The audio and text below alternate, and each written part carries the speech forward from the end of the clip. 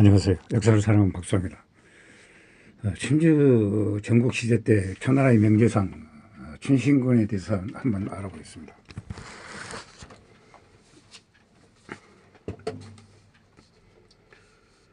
춘신군의 본명은 황홀이며 고여랑의 아버지 경영왕 밑에서 일하였습니다.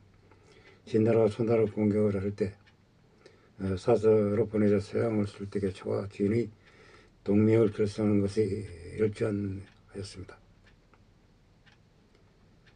고혈왕의 태자 엉왕과 함께 진나라의 뿔무로 보내지게 되었으며 고혈왕의 아버지 경영왕이 병에 걸리자 서영왕에게 태자의 교육을 요청하였으나 거절을 당하였습니다. 이에 춘신군은 엉왕을 마법으로 이장시켜 초나라 탈출을 시켰습니다. 자신은 서양왕에게 이 사실을 고하였습니다. 분노한 서양은 황을 춘신군을 죽이라고 하였습니다. 신하들의 말로 용서하였다고 합니다. 태자는 이미 돌아갔고 이 사람을 태자로 위해 자신의 목숨을 바친 충신으로 살아서 돌아가면 증명을 될 테니 차라리 잘 대접해서 돌려보내라고 하였습니다. 겸양사후 교관왕이 즉위하였습니다. 영융 즉 재상이 임명됐습니다. 그대로 진나라에 맞서 다른 나라의 연합군을 이끌고 초나라를 고건하고 노나라를 멸망시키기도 하는 등 여러 방면으로 활약하였습니다. 이후 합정군의 총지휘관을 맡고 진나라를 쳤으나 한국관에서 진군에게 패하였습니다. 한국관 전대에서 춘신군이 진군이 야수의 겁을 먹고 멋대로 도주하여 합정군이 패배했다는 이야기가 있습니다. 게다가 이목이 춘신군을 타다는 이야기도 있는데 이 역시 단순한 내용일 뿐이며 정사에는 없는 기록입니다. 오히려 정사에는 한국관 전대에서 패배하긴 했지만 진서양을 설득하여 진나라와 초나라의 전쟁을 멈추고 반대로 동경을 성시킨 데다가 볼모로 잡힌 태자를 몰래 도망시켜 노나라를 정복하고 초나라의 국력을 회복시키는 등 상당히 뛰어난 능력을 가진 인물로 묘사되고 있습니다.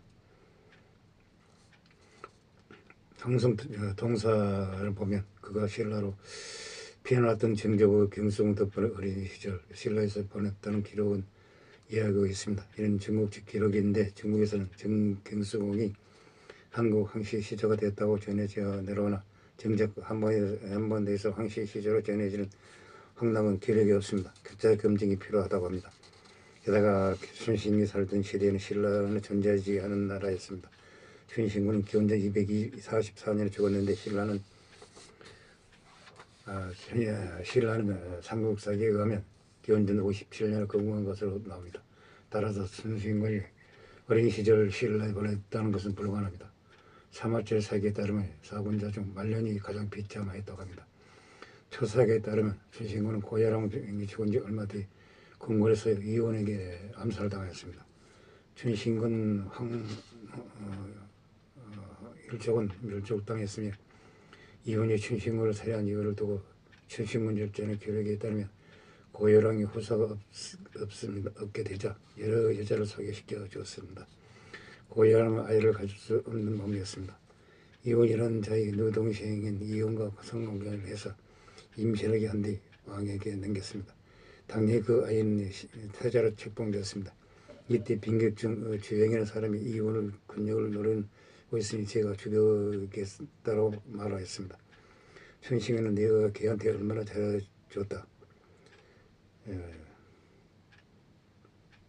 주영은 춘신군의 안목에 실망하여 이원이 보복이 들어 춘신군 곁을 떠나버렸습니다. 고혈왕이 죽자 이원은 주영의 예언대로 미래 육성이던 자객들로 춘신군을 죽이고 그의 가족들을 몰살시켰습니다.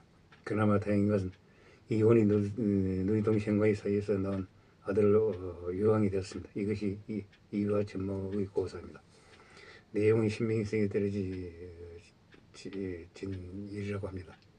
초세가 춘신군이 이원에게 살해당한 기록은 있지만 고혈왕이 즉위하는 유황을 시작으로 예왕 그리고 초나라의 마지막 왕 웅부추까지 모두 고혈왕의 아들입니다. 초여왕과 초양은 어머니가 같다 둘 다 춘신군의 아들인 가능성이 없지는 않지만 부처는 어머니가 달라서 고열왕이 진짜 불임이었을 가능성 거의 없습니다. 천신군이 죽고도 그가 살았던 성과 궁궐은 남아있어 사마천은 여기를 방문하기도 하였습니다. 전국 사무자의 이른답게 그 화려함이 대단했다고 기록하였습니다. 시령은 잡종의 임목과 백기 다음으로 높고 악의 500명 장평군과 동법이라고 하였습니다. 전국 사무자 중에서는 유일하게 등장합니다. 악의 사망 소식이 중화전투에 전해졌을 때 천안에서 얼굴을 처음 드러냈습니다. 그 이목과의 비밀을 해내면서 얼마나 등장합니다. 합정군의 명주를 맡아 제나라를 공격합니다. 물론 실질적인 수장은 중화전투에서 가장 대단한 무장인 이목이고 본인은 합정군 세력이 균형이나 명망을 감안해 명목상의 직권을 만든 것뿐이었습니다.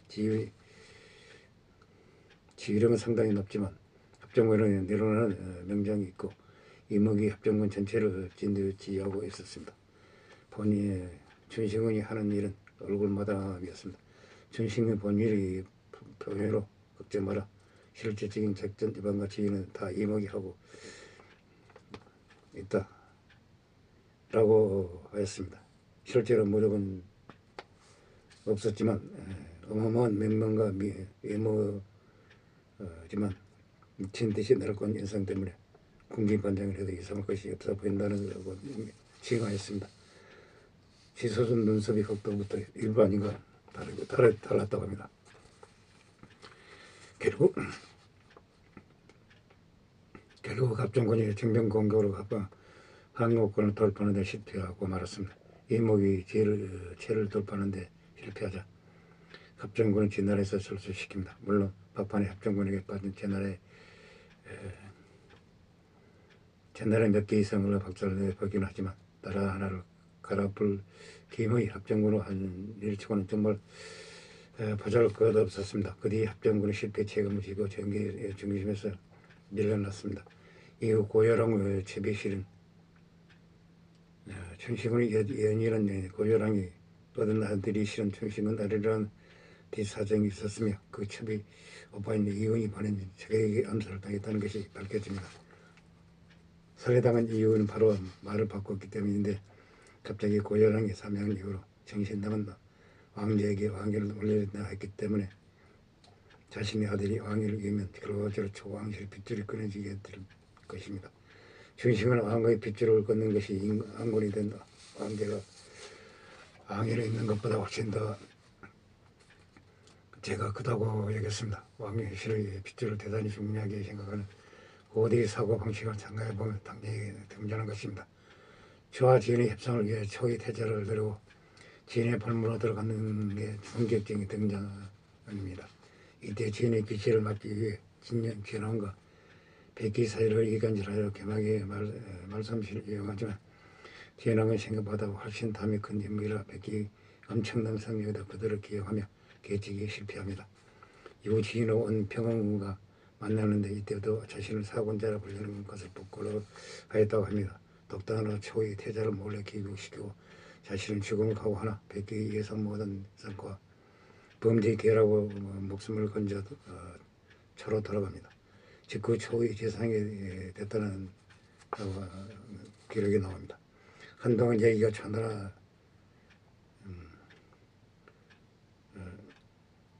창평대전 이후 붉은 삼일 초의 원군 요청 활약할 때 다시 등장합니다.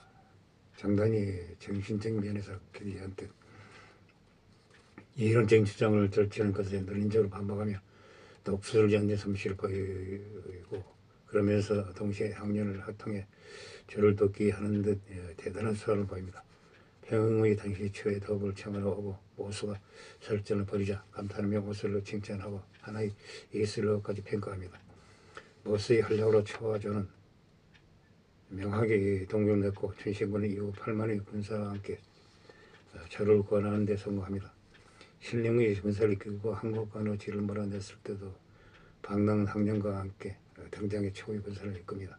시인의 오랜 기간인 인질로 있었던 경험을 살려 함량을 전용해 할지 창자를 자른 등 군사적인 면모를 보입니다. 먼저 차로 들어가 군사를 다시 이끌고 오겠다고 전쟁을 비탄합니다. 하마기도 초왕은 현재 상황에 만족하고 국력을 기르겠다며 더 이상 증원군을 보내지 않습니다. 결국 신릉의 공격을 더 이상 지원하지 않게 된 이상 여러 왕들이 결정을 진을 공격한 절호의 기회를 얻치게 됩니다.